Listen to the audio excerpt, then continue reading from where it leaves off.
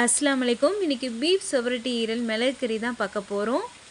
இது ரொம்ப ஈஸியான ரெசிபி. இதில் சத்து போகாமல் நல்லா சாஃப்டாக வைக்கிறதுக்கு இதில் டிப்ஸ் நிறைய சொல்லியிருக்கேன். மிஸ் பண்ணிடாமல் லாஸ்ட் வரை பாருங்கள். இது இப்போ எப்படி செய்கிறதுன்னு பார்க்கலாம். இதுக்கு நான் ஒரு 1/4 கிலோ செவரட்டி ஈரல் ரெண்டுமே கலந்து எடுத்திருக்கேன். நீங்கள் ஈரல் மட்டும் இருந்தால் கூட இந்த மாதிரி செய்யலாம். ஃபஸ்ட்டு ஒரு பெரிய கடாயில் கொஞ்சமாக எண்ணெய், கருவேப்பிலை, வரமிளகா 3 சேர்த்து நல்லா பொரிய விட்டுடலாம். கண்டிப்பாக வரமிளகா சேர்த்துக்கோங்க. அது தனி ஒரு ஃப்ளேவர் கொடுக்கும். ஒரு மீடியம் சைஸ் இருக்கிற பெரிய வெங்காயம், ஒரு 5 சின்ன வெங்காயத்தை நறுக்கி இதில் சேர்த்து நல்லா வதக்கிக்கலாம்.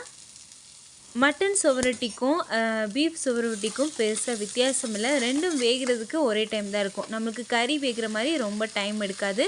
ரொம்ப நேரம் நம்ம வேக வச்சாலும் பார்த்திங்கன்னா ஹார்டாயிரும். இப்போ நான் வெங்காயம் லேசாக கலர் சேஞ்ச் ஆனோடனே நான் சுவரொட்டி ஈரலை எடுத்து போட்டுட்டேன். அதுக்கப்புறம் இப்போ வந்து மிளகுத்தூள் ஒரு 2 டேபிள் ஸ்பூனும், சீரகத்தூள் ஒரு 2 டேபிள் ஸ்பூனும், அதுக்கப்புறம் மஞ்சள் தூள் ஒரு டீஸ்பூன், இதுக்கு தேவையான அளவு உப்பு சேர்த்து நல்லா மிக்ஸ் பண்ணிக்கலாம். இதுக்கு சில பேர் இஞ்சி பூண்டு பேஸ்ட்டு சேர்ப்பாங்க. ஆனால் மிளகுத்தூள் சீரகத்தோட வாசம் தெரியாமல் போயிடும் இஞ்சி பூண்டு சேர்க்குறதுனால. உங்களுக்கு விருப்பம் இருந்தால் நீங்கள் சேர்த்துக்கலாம். நான் இந்த மிளகுத்தூள் இந்த சீரகத்தோட ஃப்ளேவரோடையே நான் இருக்கட்டும்னு சொல்லிவிட்டு நான் அதை சேர்க்கலை. இப்போ இந்த செவரட்டி ஈரல் எல்லாம் மூழ்கிற அளவுக்கு நம்ம தண்ணி சேர்த்துக்கலாம்.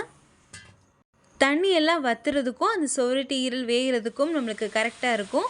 அதுக்கப்புறம் இந்த மாதிரி வெந்த பின்னாடி அடுப்பை மீடியம் ஃப்ளேமில் வச்சு நல்லா தண்ணியெல்லாம் வற்றுற வரைக்கும் நம்ம வந்து சுருளை இறக்கி நல்லா மிக்ஸ் பண்ணி இறக்கிடலாம்.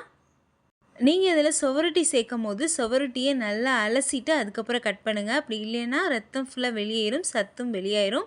அதனால் ஃபஸ்ட்டு நல்லா அலசிட்டு அதுக்கப்புறம் கட் பண்ணி சேர்த்து பாருங்கள். இதில் மஞ்சள் தூள், மிளகுத்தூள், சீரகத்தூள் எல்லாம் சேர்த்துருக்கனால சளி டைமில் சாப்பிடும்போது ரொம்ப நல்லது. ரொம்ப ஹெல்த்தியான ரெசிபி. அவ்வளோதான். இப்போ பீஃப் செவரட்டி மிளகு வறுவல் ரெடி ஆயிடுச்சு. இதே மாதிரி டேஸ்டி அண்ட் ஈஸியான ரெசிபி நம்ம சேனலில் நிறைய வரப்போகுது. எல்லாத்தையும் மிஸ் பண்ணாமல் பார்த்துட்டே இருக்கணும்னா யாசின் அனூஃப் சேனலை சப்ஸ்கிரைப் பண்ணுங்கள். நான் போகிற ஒவ்வொரு வீடியோவும் உங்கள் மொபைலுக்கே தேடி வந்துடும்.